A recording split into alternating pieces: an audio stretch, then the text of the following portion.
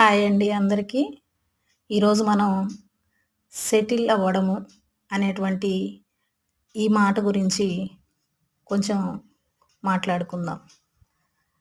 మనం చాలా వరకు ఇతరులతో మాట్లాడేటప్పుడు నేను సెటిల్ అయ్యాను అంటుంటాము కదండీ! మరి ఈ సెటిల్ అవ్వడం వలన ఏం ప్రయోజనం ఉంది అనేది మనం ఒకసారి మనల్ని మనం పరిశీలించుకోవాలి. చెట్టు కూడా ఒక చోట సెటిల్ అయ్యుండి కొంతమందికి నీడనిస్తుంది. దాని కాయలతో కొంతమందికి ఆకలి తీరుస్తుంది. దాని కొమ్మలు, కర్రలు, రెమ్మలు ఇలాంటి వాటితో కొంతమందికి ఇంటి నిర్మాణానికి ఉపయోగపడుతుంది. కానీ మనం సెటిల్ అయ్యి ఎవరికి ఉపయోగం? ఎవరికైనా ఒక్కరికి ఏ స్వార్థం లేకుండా ఉపయోగపడ్డామా అనేది మనం ఆత్మ పరిశీలన చేసుకుంటే చాలా బావుంటుంది.